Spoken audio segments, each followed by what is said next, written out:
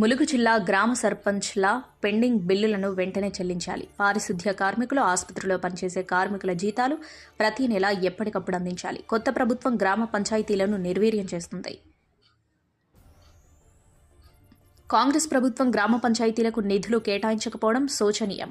గ్రామ పంచాయతీలకు నిధులు కేటాయించి పారిశుద్ధ్య కార్మికులకు సకాలంలో జీతాలు చెల్లించి స్థానిక సంస్థలను గ్రామ పంచాయతీలకు నిధులు కేటాయించి పాత బిల్లులను చెల్లించి స్థానిక సంస్థలను బలోపేతం చేయాలని భారాస సీనియర్ నాయకులు, జిల్లా గ్రంథాలయ సంస్థ మాజీ చైర్మన్ పోరిక గోవింద నాయక్ మాట్లాడారు. ప్రత్యేక తెలంగాణ రాష్ట్రం ఏర్పాటైన తర్వాత నూతన రాష్ట్రంలో ప్రజలకు అనుకూలంగా పరిపాలనా సౌలభ్యం కోసం బంగారు తెలంగాణ కొరకు ఏం చేయాలని ఆలోచనతో మేధావులు, ఉన్నతాధికారుల సూచనలతో తెలంగాణ రాష్ట్రం సమూలంగా ప్రక్షాళన చేస్తూ అభివృద్ధి చెందాలని కృతనిశ్చయంతో తెలంగాణ రాష్ట్ర మొట్టమొదటి ముఖ్యమంత్రి గౌరవ శ్రీ కల్వకుంట్ల చంద్రశేఖరరావు గారు ఒక దృఢ సంకల్పంతో తెలంగాణ రాష్ట్రంలో నూతన ఒరవడి తీసుకురావాలని ఆకాంక్షతోటి, అలాగే మారుమూల ప్రాంతాల్లో కూడా అభివృద్ధి పట్టణాల వలె జరగాలని పట్టుదలతో తండాలను, గూడాలను 500 జనాభా పైబడిన తండాలను ప్రత్యేక గ్రామ పంచాయతీలుగా గుర్తిస్తూ తండాలలో, గూడాలలో వారిదే స్వయం పరిపాలన చేసుకునే విధంగా గ్రామ పంచాయతీలుగా ఆనాటి ముఖ్యమంత్రి వర్యులు 12,768 గ్రామ పంచాయతీలకు 223 నూతన గ్రామ పంచాయతీలను ఏర్పాటు చేశారు. తదనంతరం రాష్ట్రంలో అభివృద్ధి అన్ని రంగాలలో కొత్తగా ఏర్పడిన పంచాయతీలు కూడా అభివృద్ధి జరగాలని లక్ష్యంతో పల్లెల్లో వైకుంఠ ధామాలు, పల్లె ప్రకృతి వనాలు, సైడ్ డ్రైనేజ్ల నిర్మాణం, సీసీ రోడ్లు ఇంకా అనేక రకాలుగా నూతన పథకాలు ప్రవేశపెట్టారని తెలిపారు. ములుగు జిల్లా గ్రామ సర్పంచ్ల పెండింగ్ బిల్లులను వెంటనే చెల్లించాలి. పారిశుద్ధ్య కార్మికులు, ఆసుపత్రిలో పనిచేసే కార్మికుల జీతాలు ప్రతి నెల ఎప్పటికప్పుడు అందించాలి. కొత్త ప్రభుత్వం గ్రామ పంచాయతీలను నిర్వీర్యం చేస్తుంది. కాంగ్రెస్ ప్రభుత్వం గ్రామ పంచాయతీలకు నిధులు కేటాయించకపోవడం శోచనీయం.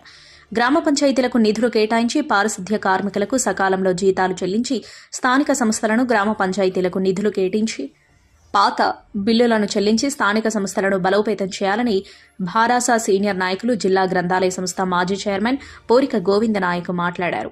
ప్రత్యేక తెలంగాణ రాష్ట్రం ఏర్పాటైన తర్వాత నూతన రాష్ట్రంలో ప్రజలకు అనుకూలంగా పరిపాలనా సౌలభ్యం కోసం బంగారు తెలంగాణ కొరకు ఏం చేయాలని ఆలోచనతో మేధావులు, ఉన్నతాధికారుల సూచనలతో తెలంగాణ రాష్ట్రం సమూలంగా ప్రక్షాళన చేస్తూ అభివృద్ధి చెందాలని కృతనిశ్చయంతో తెలంగాణ రాష్ట్ర మొట్టమొదటి ముఖ్యమంత్రి గౌరవ శ్రీ కల్వకుంట్ల చంద్రశేఖరరావు గారు ఒక దృఢ సంకల్పంతో తెలంగాణ రాష్ట్రంలో నూతన ఒరవడి తీసుకురావాలని ఆకాంక్షతోటి, అలాగే మారుమూల ప్రాంతాల్లో కూడా అభివృద్ధి పట్టణాల వలె జరగాలని పట్టుదలతో తండాలను, గూడాలను 500 జనాభా పైబడిన తండాలను ప్రత్యేక గ్రామ పంచాయతీలుగా గుర్తిస్తూ తండాలలో, గూడాలలో వారిదే స్వయం పరిపాలన చేసుకునే విధంగా గ్రామ పంచాయతీలుగా ఆనాటి ముఖ్యమంత్రి వర్యులు 12,768 గ్రామ పంచాయతీలకు 223 నూతన గ్రామ పంచాయతీలను ఏర్పాటు చేశారు.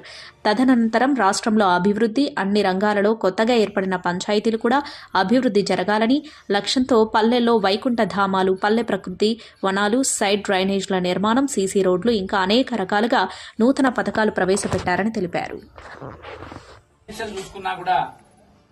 దాదాపు 174 కోట్ల రూపాయలు గవర్నమెంట్ నుండి రావాల్సి ఉంది. మరి ఒక్క పైసలు కూడా రాకుండా ఇవాళ గ్రామ పంచాయతీ సిబ్బంది కూడా జీతాలు లేక చాలా బాధపడుతున్నారు. వాళ్ళు పిచ్చమెచ్చుకునే పరిస్థితిలో ఉన్నారు. గ్రామ పంచాయతీలో కూడా నిధులు కూడా మరి ఏం రాకుండా కూడా ఇవాళ సెక్రటరీలు కూడా వాళ్ళు ఏం చేయలేని పరిస్థితిలో ఉన్నారు. గ్రామ పంచాయతీ ప్రథమంగా గ్రామ పంచాయతీని డెవలప్ అయితేనే గ్రామాలలో డెవలప్ అవుతుంది. గ్రామ స్థాయిలో డెవలప్ అవుతున్నది అంటే గ్రామ పంచాయతీ ముందుగా డెవలప్ అయి ఉండాలి. అటువంటి గ్రామ పంచాయతీ వ్యవస్థనే ఇవాళ కాలరాయడానికి మరి ప్రభుత్వాలు చూస్తుంటే మేము ఖచ్చితంగా అడుగుతున్నాం. ఏదైతే గ్రామ పంచాయతీలో నిధులు విడుదల చేయవలసిన బాధ్యత ఉందో మరి ఖచ్చితంగా రాష్ట్ర ప్రభుత్వం ఆ నిధులను విడుదల చేయాలి. ఇప్పటికే సర్పంచులు, మాజీ సర్పంచులు ఇవాళ అప్పులు తెచ్చి వాళ్ళు పక్కల నుండి అప్పులు తీసుకొచ్చి రోడ్లను, గ్రామ పంచాయతీలో ఉన్న రోడ్లను, అంతర్గత రోడ్లను, మరి ఈజీఎస్ లో ఉన్న రోడ్లను చేస్తే ఇప్పటి వరకు ఒక నయా పైసా మాజీ సర్పంచులకు రాలే. మాజీ సర్పంచులు అందరూ కూడా కలిసి మరి అసెంబ్లీ ముట్టడి అని ఒకరోజు కార్యక్రమం పెట్టుకుంటే ఎక్కడికక్కడ ఎక్కడికక్కడ గ్రామ పంచాయతీ సర్పంచ్లను మరి పోలీస్ డిపార్ట్మెంట్ తోటి ఎక్కడికక్కడ వాళ్లను అరెస్ట్ చేయడం జరిగింది.